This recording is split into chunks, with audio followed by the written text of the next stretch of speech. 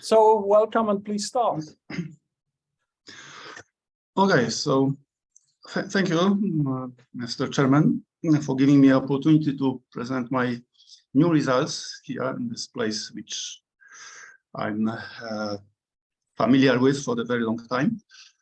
But during this time, I have been working on different subjects, and the last one is what the title specifies, transition metal, dichalcogenides and topological semimetals grown by van der Waals epitaxy.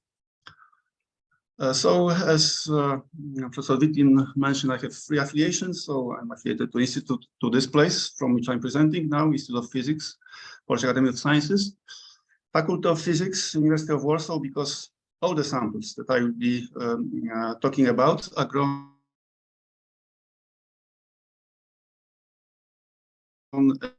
affiliated to the Department of Physics and Electrical Engineering, Linnaeus University in Kalmar, where I have some theoretical support, but I will not talk about this during this seminar. Okay, so what does it mean, van der Waals? I don't know how to pronounce it correctly because it's, I guess, Dutch name. Maybe I don't know. I will pronounce it in Polish way, van der Waals heterostructures. So they emerge after, of course, the Nobel Prize for Graphene, known for anybody, for everybody, in 2010 to Novoselov and Geim. So playing with different things, they discovered that they can exfoliate monolayer thick graphene, which monolayer thick graphite, which is called graphene, just using the Scotch tape. And principle is that simple: Scotch tape glued to graphite, and they exfoliate. So just pull it out, and then there is thin layer of very thin layer of graphene left on the tape. So then it generated huge interest in the scientific community, because it happened that graphene has very unusual, peculiar properties that everybody knows. There is linear dispersion relation, extremely high mobility of electrons, and so on and so forth. So, but this is not the subject of my talk. But then after this discovery of graphene and the extensive work on that of many people, it was realized that there are other similar materials which also can be obtained in the form of the very thin atomic, almost atomic thick planes, and they can be obtained in the same way, just by exfoliation. So in principle, gluing the Scotch tape to the bulk crystal and peeling it out, and then if you are clever enough, you can repeat this process, then glue the other tape to this tape and peel out even thinner layer, and finally you can end up with the ultimate limit of the 1 monolayer thickness. And what is interesting, so these materials they have fantastic physical properties that I will show you in a while, some of them. Actually, by Geim and Novoselov, it was realized that this kind of structures have huge potential, and people just started to work on them. And all that happened over the last decade. So this research on 2D or layered materials now is a huge topic. Many people working on that. It's maybe not that popular here at the Institute of Physics, Polish Academy of Sciences yet, but they are quite extensive work on that at Warsaw University, Faculty of Physics, and Wrocław University of Technology also. So as far as I know, there are 2 places which are working on these materials.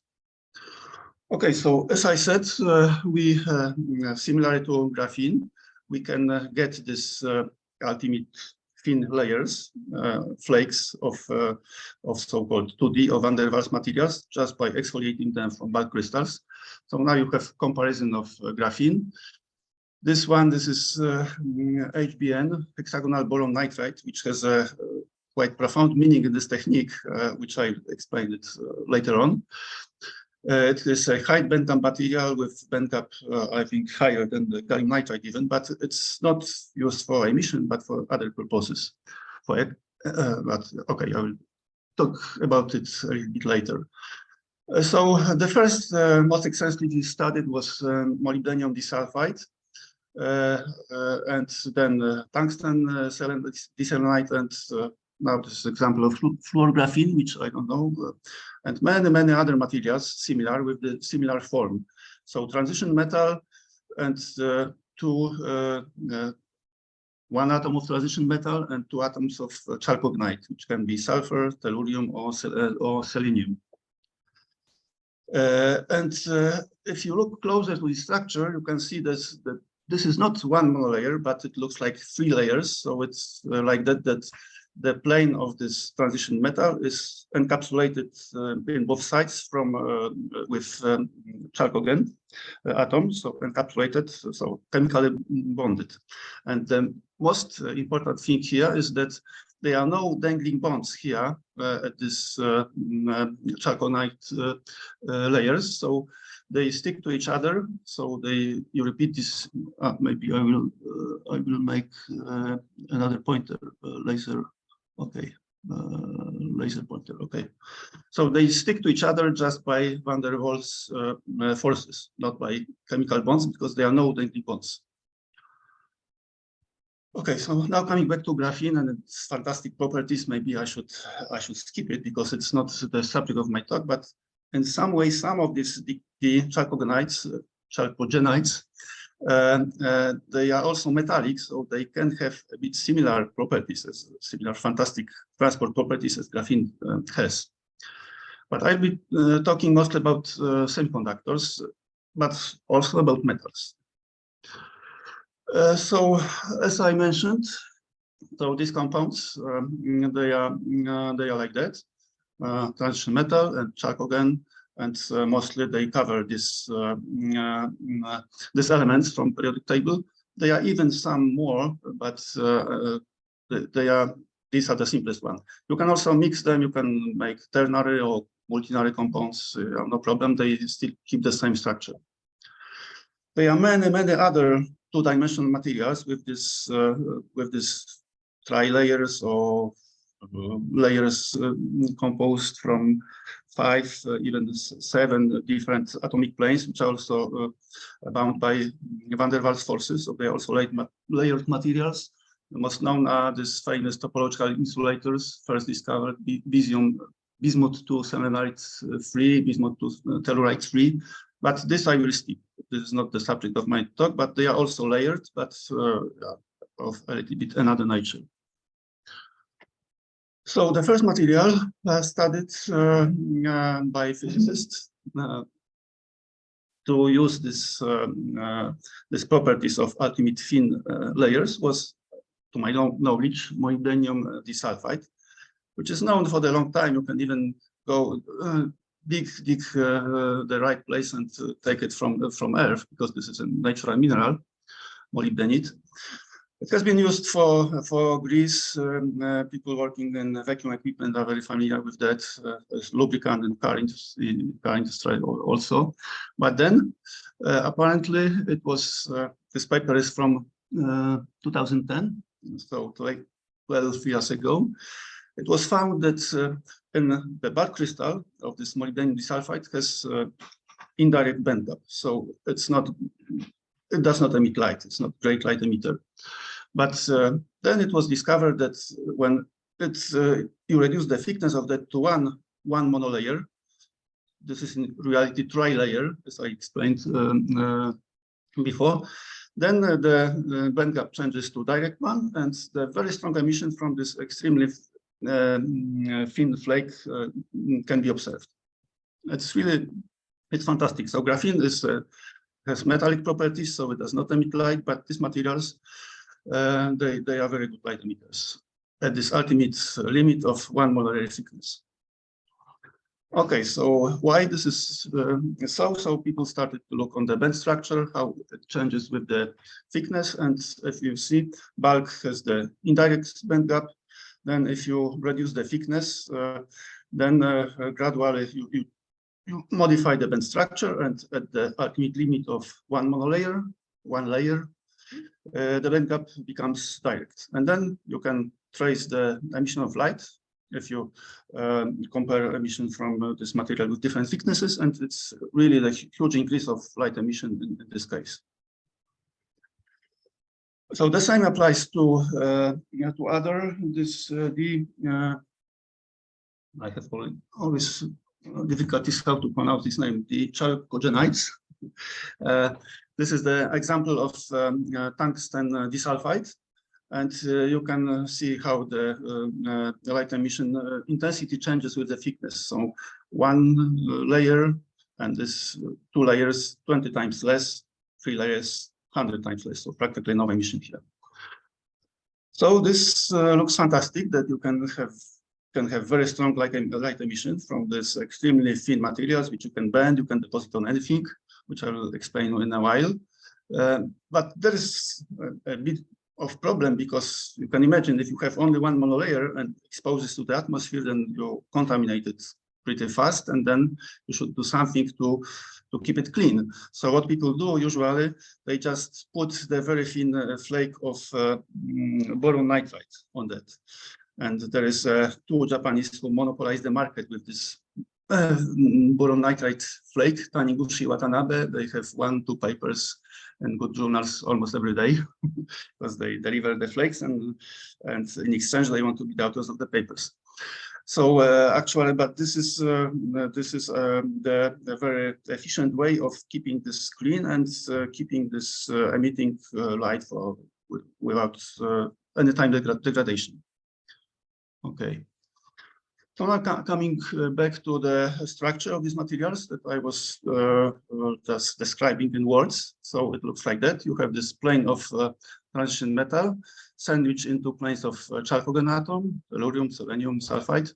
And then these tri-layers, which people can sometimes call them monolayer, but in reality, this is a tri-layer. They are stacked to the crystal in the periodic way. You see this, they keep this lateral periodicity, and they are bound with van der Waals forces because there is no dangling bonds. There are no dangling bonds here between this plane of chalcogen and atoms and another plane of chalcogen atoms. And that's why they cleave so easily. Okay, so as I mentioned, it's many materials like that. Many of them are semiconductors. Some are metallics. They are even some of them are even ferromagnetic with this 2-dimensional limit, which is against the theory, but somehow it is working. But I will not be talking about this. And they also can differ a little bit in the structure. This what is shown on the left. This is hexagonal.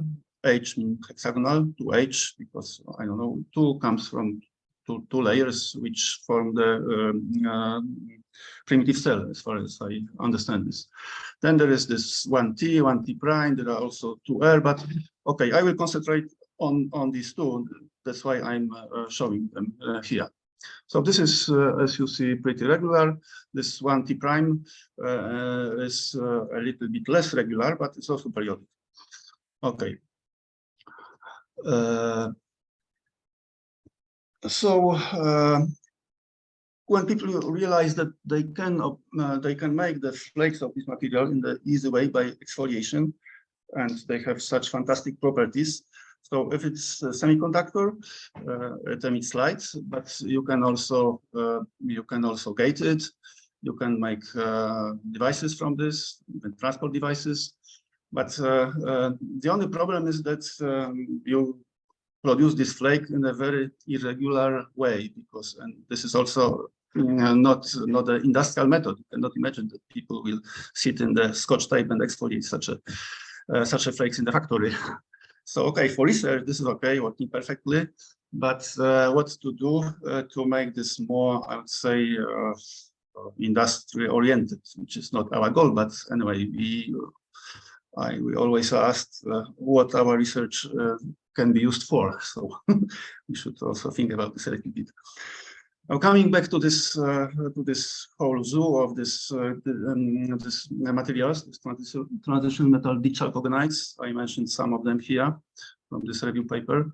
So what we are working on at the, with my colleagues at the Faculty of Physics, University of Warsaw, are marked with this red circles. Because we have two 6MB chamber, we have two e-beam sources, one for molybdenum, another for tungsten. We sometimes change to another materials. And also nickel telluride, but nickel does not need e-beam source. It can be evaporated from the normal Tungsten cell, but I will come to this later. Okay, so basic properties. So repeating, these materials can in electronic structure, they can be semiconductors, they can be also semimetals, like this one, even topological semimetals. And when they are semiconductors, what is interesting, they have extremely high exciton binding energies, because this is two-dimensional situation. So in 2 dimensions, the exciton binding energies are 4 times more than in 3 dimensions. So you should not be much surprised, but we are used to normal semiconductors like gallium arsenide or 2,6s, when these exciton binding energies are from few milliectronvolts to I don't know, 14, 15 or 60, like in the zinc oxide. But here it's 500 electronvolts. These are typical exciton binding energies here. So you can imagine that exciton-like emission is very strong here, and all the effects, all the related effects. There is also a whole new field called valletronics, which I will not touch here. Okay, but just I think it's worth mentioning. People also noticed in the metallic structure, also in semiconducting, in some case, very high carrier. No, okay, it's for semiconductors. High carrier mobilities, and even quantum spin Hall effect was observed. I have been mentioning that this exfoliation is not very repetitive technique, and you cannot make the same flake each time. You always are confined with this. So our goal, of course, idea was to grow these materials by molecular beam epitaxy. So we know that they are e-beam sources from which we can evaporate molybdenum and tungsten, and then we have 2 6MB chambers, so it was not natural idea to put one source like that to the 2 6MB and look what happens, how we can grow the chalcogenides. So if you are familiar with MB, so always the first problem is to find a suitable substrate in the normal conventional epitaxy. And here you see the lattice parameters of these materials is close to 3.5 angstroms, which is in between gallium nitride and gallium arsenide. So no substrate with this lattice constant, lattice parameter. But as I will show you in a while, it's not a big problem because of this layered nature of these materials and this absence of the dangling bonds of these outer surfaces. So apparently, okay, we will see it on the TM images. Now I'm coming back to this exfoliation. So there are several procedures. People manage to do in more clever ways, but I will not concentrate on this, just to show you an idea how is it working. So our colleagues at the University of Warsaw are still practicing that, and they got very nice results. But of course, the big advantage of MB is that we can mix different materials in an easy way, and we can grow heterostructures. They cannot mix materials. If they use this exfoliation technique, they just should buy the suitable bulk crystals, but they cannot do what they want on demand. Of course, there is one trick which also opened the whole research field, so-called moire structure. So there is one flake and you tilt another flake by a certain angle, and then you create like heterostructure with additional periodicity and additional potential. So there is a huge research about this. It is called Clistronics and the moire structures, but I will also skip that, but just for your information. Okay, this is another more clever way of this exfoliation, but as you see, they are fresh papers. This one is from 2022, so it's still the technique used for research, quite nice, which of course have some limitations. So another way is just to grow this material. So now this is an example of the simple growth in ampoule, which is called chemical vapor deposition. You can do it in that simple way. Sorry, I forgot about the source of these images. Okay, no problem. You can do it in the simple way in ampoule, but you can also use MOVPE machines, industrial MOVPE machines. But as you see, you also get this way. You also get some flakes with micrometer dimensions, which was a little bit disappointing. But in this method, I don't know, it's not, I'd say, very controllable. We wanted to do it by MB. Some groups do growth of these materials using MOVP or MOCVD, but we are working with MB. Okay. So this is the MB lab at the Faculty of Physics, University of Warsaw. I called it Wojciech Patuszki's lab because he is responsible for that there. He built it together with Tomasz Supiński, who is actually employed here at our institute, but left Warsaw University. So this is a twin chamber MB setup, SVTA company, the same MB machine which I have in Sweden. So actually for me, it was very easy to work with this one. Having experience with the same one for quite some year, for 5 years before. So 2 MB chambers, 2.6 and 3.5, and 2.6 conventional materials, cadmium, zinc for group 2, tellurium, selenium for group 6, and transition metals, manganium, cobalt, iron, nickel. Sometimes my colleagues switch between the different transition metals. Because they can be evaporated from normal Tungsten cells, so it's not difficult to switch, just to switch the crucible. And then we have these 2 E-beam sources for this so-called refractory metals, molybdenum and tungsten. There was also rhenium for the time being. And the second chamber, 3.5, vacuum connected. It has also conventional 3.5 materials, which I didn't mention. So this is mostly arsenic for group 5, antimony, which we don't use much, and bismuth, and group 3 standard, gallium, indium, aluminum, and also manganese. We recently installed the E-beam source for tantalum. Why? I will explain it in a while. So E-beam sources working like that. We use simple sources, rod type.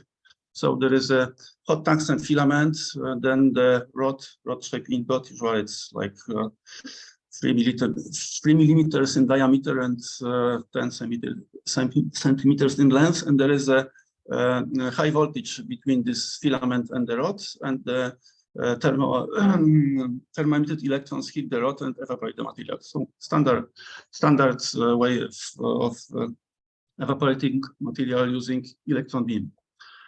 These sources are pretty simple and easy to use, even though it's not that easy to start using them in MBE.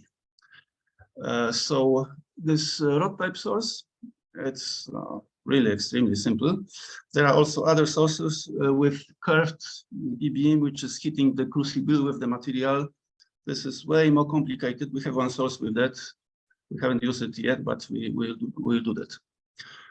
Okay, so this just digression about the sources. So why we would be happy to be able to grow these materials with MB? Of course, if you grow something with MB, you can use the whole wafer. New MB machine, they can host 3-inch wafers, sometimes even 4-inch wafers.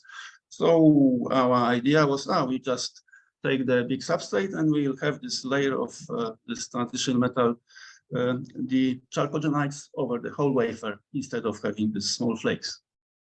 So this idea was very attractive, and we were looking forward to do this. But actually, the reality is not that advantageous always.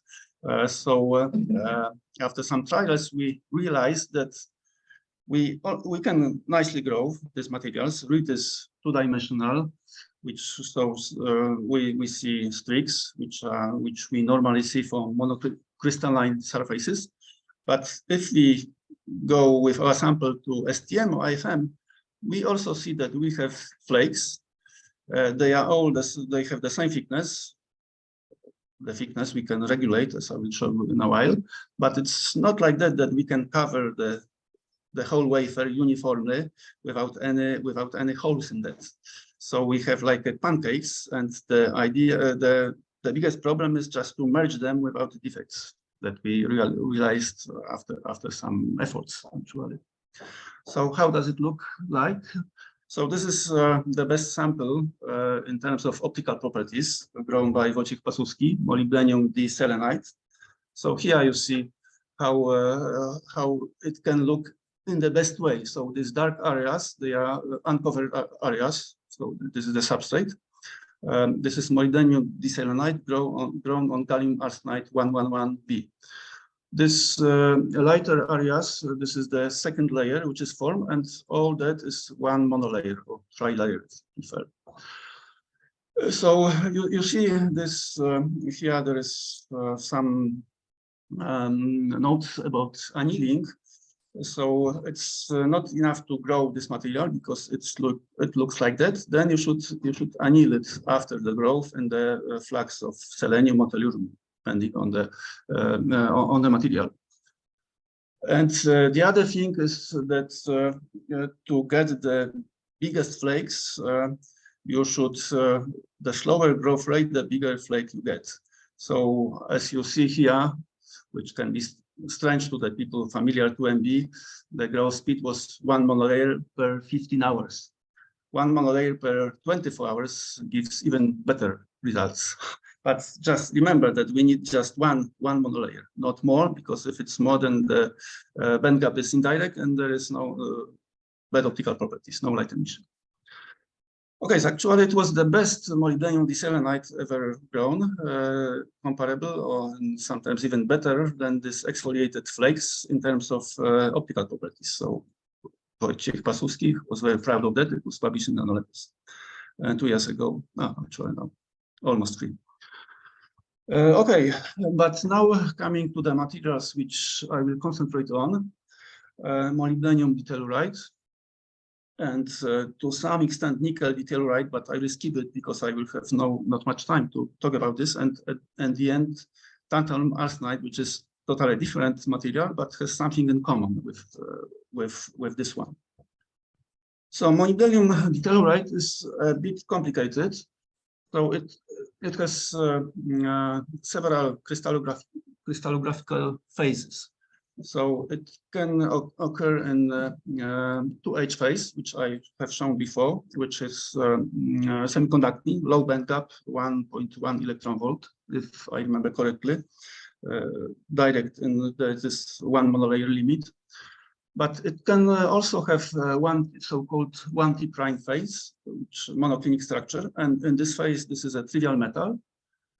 But if you have this phase, this trivial metallic phase, and cool your sample down, then there is a phase transition to the orthorhombic structure.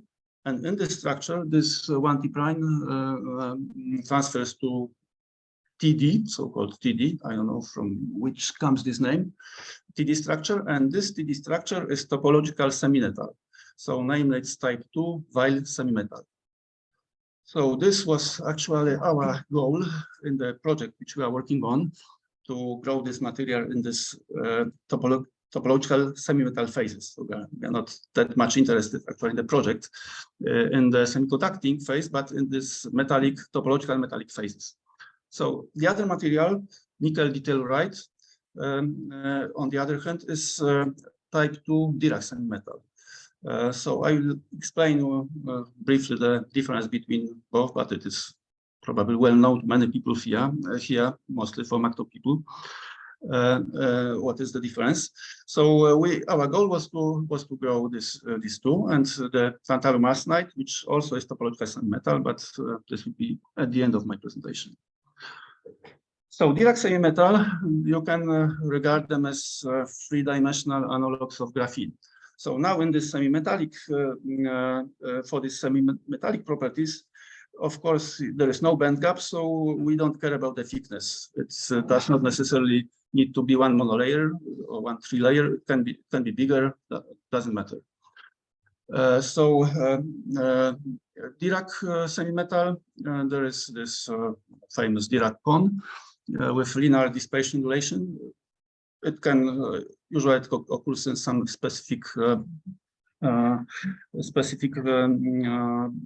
points in the Brillouin zone. But if you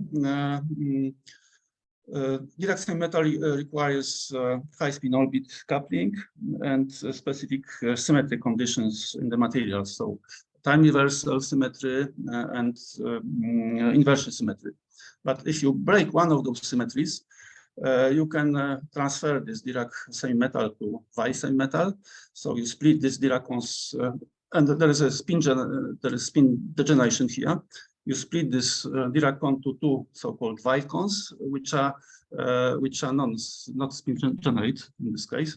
So they have opposite so-called chiralities, so relation between wave vector and the and spin, or between momentum and spin. But of course, to have this, you also need some other requirements. So usually there should be a material in which two bands without spin degeneration cross not far away from each other in the K space, and they have this special symmetry condition and high spin orbit coupling. I'm not a theorist, so I'm not deep to that, not to make too many mistakes. My colleagues are know much more than that about me. So anyway, you have these two so-called Waals knots, not two, but pair of Waals knots in the Brillouin zone. Usually you can have many pairs of these Waals knots. And then at the surface, this Waals semimetal characteristic of them is so-called Fermi arc. So enhanced density of states in the line projection of this Brillouin zone, surface projection of the Brillouin zone. Okay. So we wanted, actually, we knew that this molybdenum telluride can have this TD phase, and our idea was to grow some heterostructure with that, with ferromagnets and so on and so forth. That's why we put some effort to grow it. Actually, we didn't succeed completely, which I will show you at the end of this part. But anyway, it seemed to be very attractive to try to do this, to grow this by MB. Of course, you can buy this 1T prime crystal and exfoliate the flake. Doesn't need to be very thin, make a contacts and study the transport of this Waals semimetal. But we didn't want to do this. We wanted to grow it by MB. So then the question first was which substrate we should use. We started with sapphire. I will only talk about this. I will not show the pictures, which seems to be natural because it shares the same symmetry. The lattice constant is small, but actually then we realized that we can just use gallium arsenide 1,1 in 1,1,1 orientation, which also has the same hexagonal symmetry as our material. This is the look from the top. There is a huge lattice mismatch between them, but we don't care about that. Why? Because of this van der Waals type of bonds between this trilayer. So there is no dangling bonds here. So if you put this on the substrate, we can imagine that there is no chemical bond between our material and the substrate, but only some van der Waals type. Actually, I don't know what happens with the dangling bonds of this gallium arsenide, which are sticking out, but maybe this is a task for theoreticians. So this 1T prime, it's monoclinic, metallic. It's a little bit distorted from this one, but actually it's also, we hope that it would fit, it would be possible to grow. So first, if you have MB and you grow something, you of course you will look on read. So to our surprise, we get very nice lead oscillations when we grow this molybdenum dichalcogenides on gallium arsenide, even without the buffer, just gallium arsenide 11B, which is we dissolve the oxide in the 2,6 chamber carefully, not to damage our surface, and then we start deposition, and you see very nice lead oscillations. So we have we can calibrate the thickness from them, and also we can calibrate the composition of the ternary compounds. If we can add tungsten, for example, and then from the increase of the growth thickness, we can calibrate the composition. So this is very nice. But these oscillations, as I said, each oscillation is another tri-layer deposited. So it's not what we are used in MB of conventional materials, but it's like that. But actually, we are very happy to see this. But to be frank, our groups also have seen that more or less the same time, or maybe even a little bit earlier than we. But okay, we see that we can use this big advantage of MB control with in situ control, which you cannot have using CVD, for example. So okay, but how to grow this 1T prime phase? Actually, we tried all possible growth conditions, and to our disappointment, we almost always got this semiconducting 2H. We followed some papers because people they are quite limited number of reports that people managed to grow this molybdenum dichalcogenides in this 1T prime metallic phase, or even directly in TD phase, which they claim it's stabilized by some strain, stress, hard to say. But first, of course, we started to exploit this hexagonal since it grows well. Here you can see the read images, this is the substrate, and then the growth. The difference of spacing of the streaks, I think the images are small, you cannot see it, but this is as it should be. So the in-plane lattice constant of gallium arsenide 111 is close to 4 angstroms, and this molybdenum dichalcogenides is 3.5 or 3.5. So, and this difference we can also calculate from it, from the spacing of the streaks. And what is surprising of these materials, so because of lack of these dangling bonds, they don't degrade in air that fast. For example, if you're exposed to air gallium arsenide, or I don't know, zinc telluride or cadmium telluride grown in MB, expose it to air for the short while, then immediately you have the amorphous oxide and you will see nothing on read. But here, you can take our sample out of the vacuum system, keep it for a couple of days in air, and then put it again, and then you see again this monocrystalline substrate without anything, without any oxide. It only degrades after like more than a week, as you see. This is surprising, maybe not that much because of lack of these dangling bonds. But of course, it's nice because you can imagine that it does not oxidize, so even one monolayer will have this very nice light emission properties in semiconducting phase. Now but anyway, if you keep it for the very long time, and this is semiconducting, so we can measure the resistivity. So there is some degradation over time. But you have days here, so 2 days, almost nothing, but if it's week and more, so it degrades. So it should be capped with something. And okay, now you see the cross-section images of this sample. This is 2 monolayers of molybdenum dichalcogenides on gallium arsenide 111B. Looks very nice. You see that this layer don't care about the surface steps; it just goes smoothly above. There is some waving here, but I think this is the artifact of TM, so I think it's not physical. And this thing, you see there is some gap between the substrate and this first tri-layer. It's usually called the van der Waals gap. and but other thing is that it's somehow the layer somehow fits the substrate, so it's not. You see that this orientation of these atoms at the substrate and the layer, there is some correlation between them. Okay. Now, if you look closer at this interface, which is shown here, so here I have counted this surface unit cells or atoms in the substrate and the layer, and you see that there is 6 unit cells of gallium arsenide matched to 7 unit cells of molybdenum ditelluride. And normally, in the normal epitaxy, you should have the missing dislocation here, but as you see, there is no dislocation, nothing. And this is a very nice feature of this van der Waals epitaxy, which I will call it like that now. Okay, but I mentioned about this degradation over time. So capping. So if you grow something in 26MB, then natural capping is tellurium. So we can deposit tellurium, no problem. But if we want to study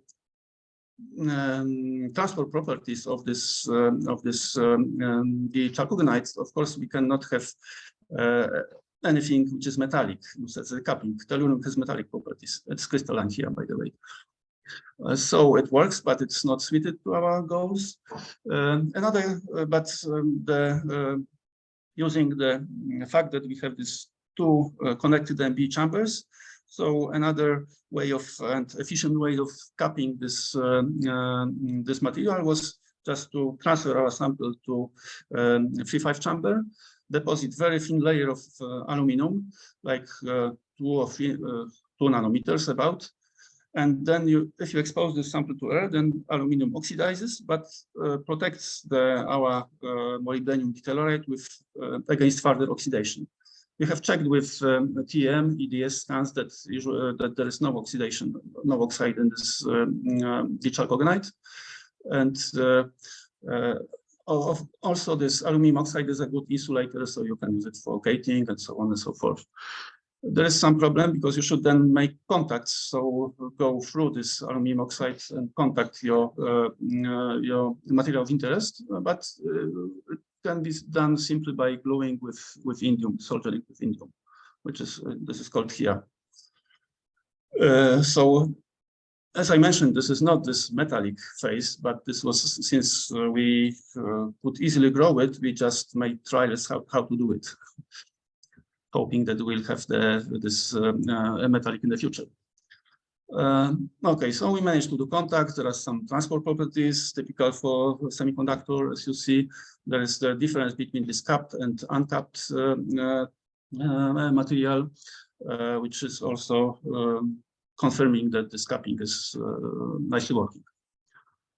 Okay, but how to do this 1T prime? Actually, we have found, oh, I should speed up. We have found one paper which people actually have many different names, but this is the group from Grenoble, French group from Grenoble, which showed that they showed that they have grown this 1T prime molybdenum ditelluride on indium arsenide 111, which was grown on silicon 111. I don't know how they managed to do it.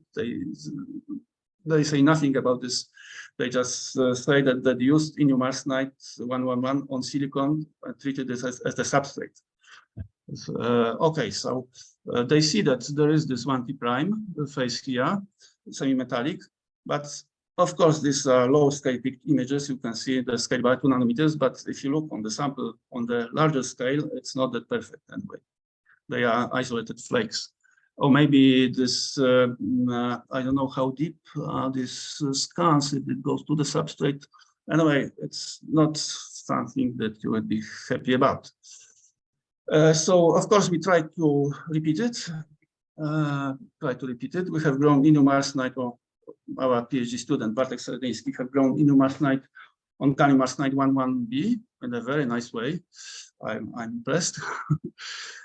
Normally, if you grow indium arsenide on gallium arsenide, you have quantum dots. But just see on this scale bar, this is 5 nanometers. The lateral dimension of indium arsenide quantum dot is usually 50 nanometers. But in the larger scale, it also looks a little bit similar. So we have grown this molybdenum ditelluride, but apparently it's also hexagonal. So this disappointed us.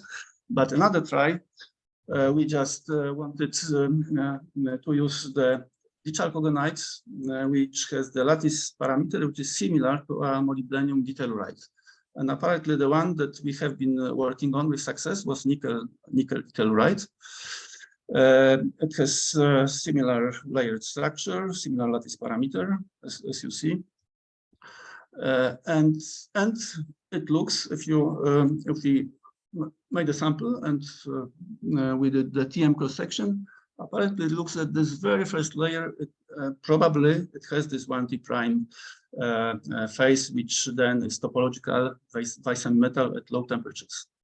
So this, we are happy about this, but the only problem is that nickel ditelluride is a Dirac semimetal.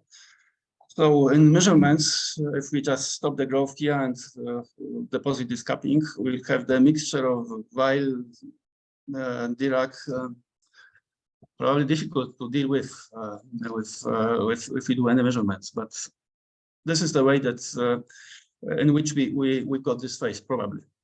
So usually when people show something in publications, it's not evident that you can repeat it. Okay, so why this semimetal phase is that much interesting? Of course, it has very peculiar magnetotransport properties. I'll mention a little bit more about that in a while in the tantalum arsenide context.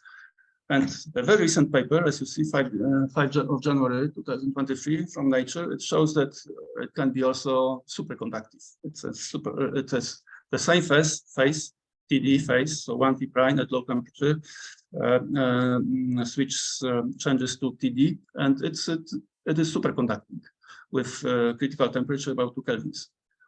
And this, this was a surprise for me when I saw it a week ago. But still, this phase is interesting, as you see.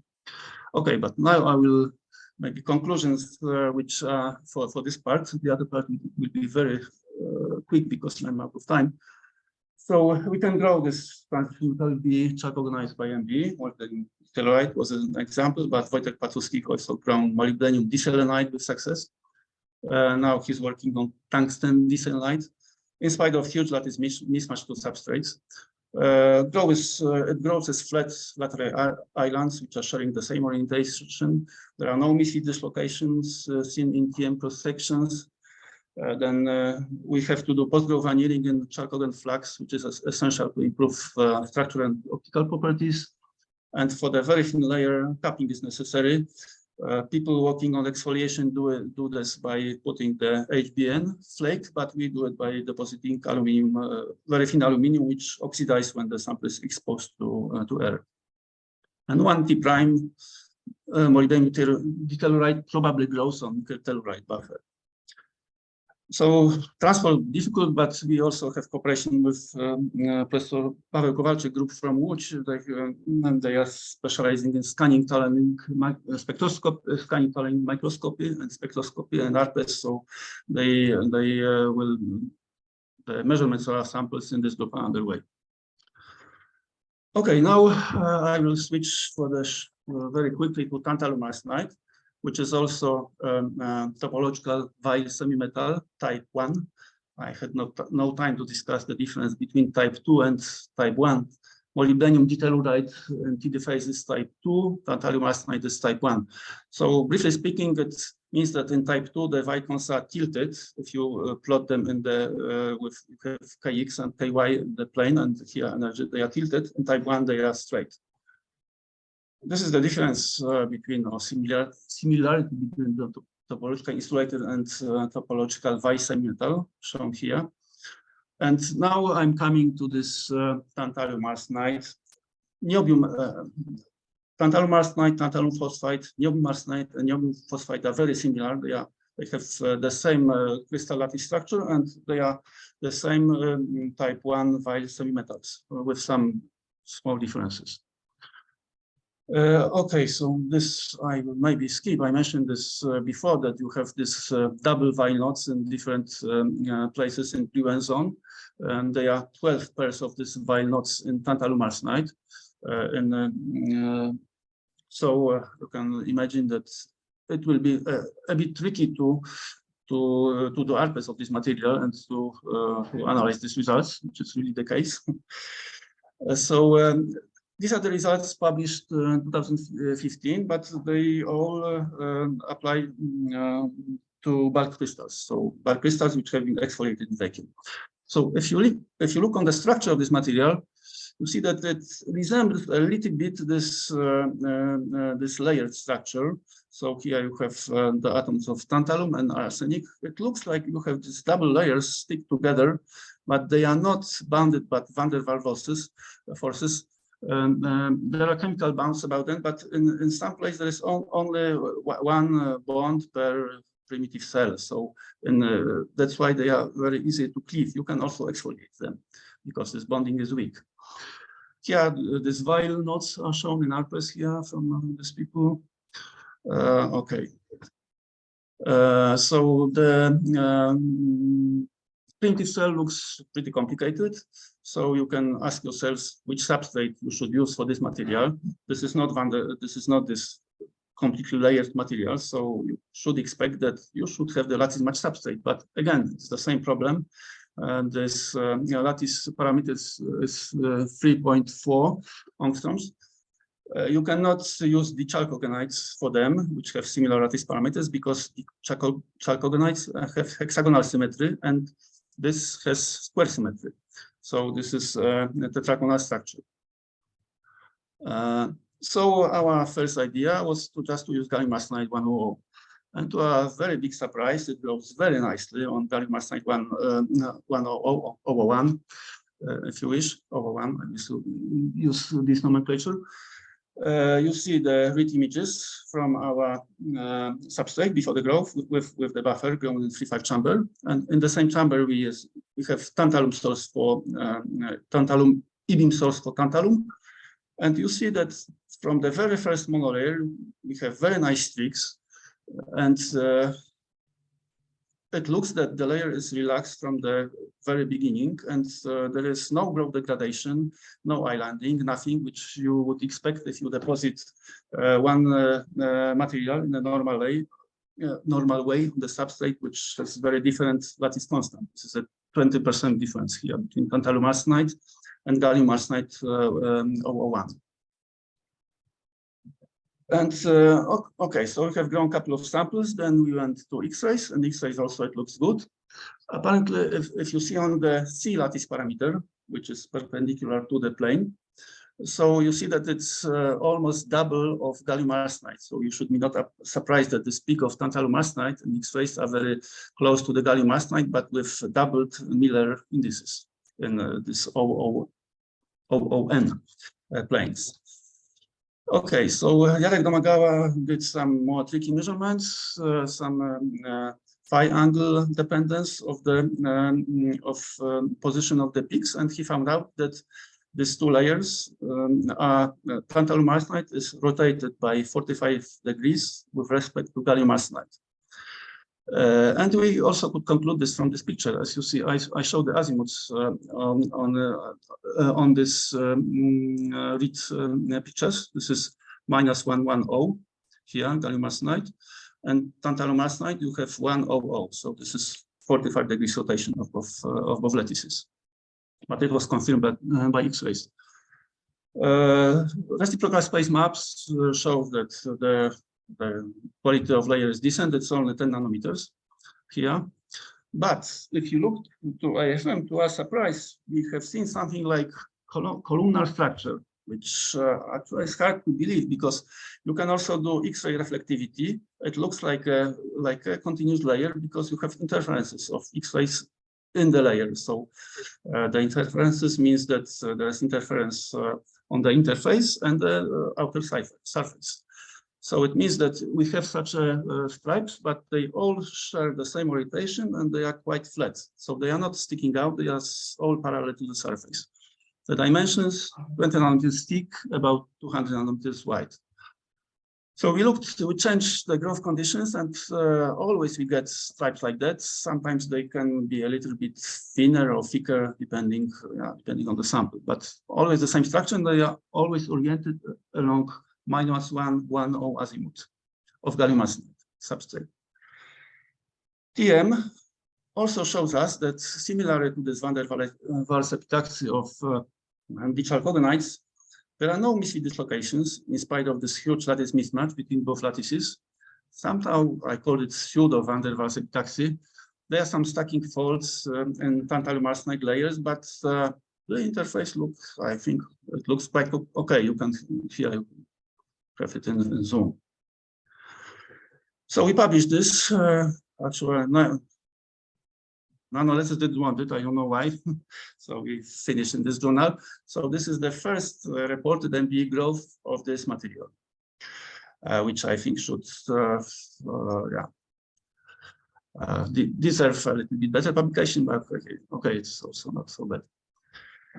So we, of course, tried to do, my colleagues at the University of Warsaw, Marta Gryglas, and PhD students, Zuzanna Ogorzałek, tried to do transport measurements. So it should not be surprised that there's a difference in resistivity if you measure along the stripe and parallel to the and perpendicular to the stripes.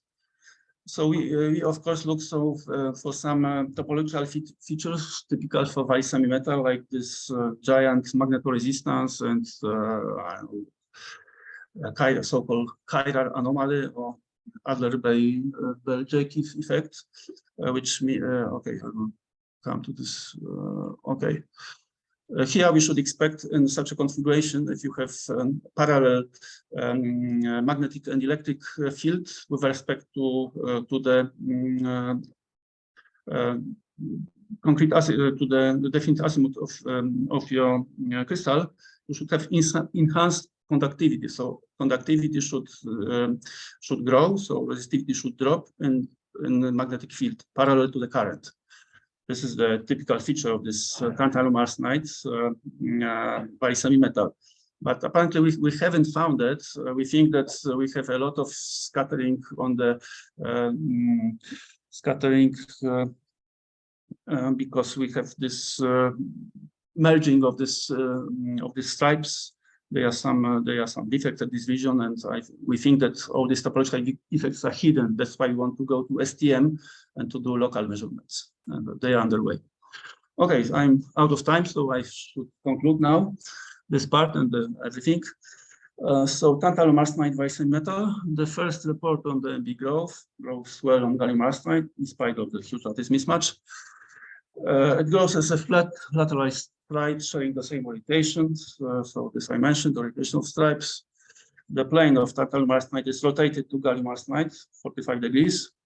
And to our surprise, no missy dislocations in TM cross sections, only stacking fault defects, but in the layer.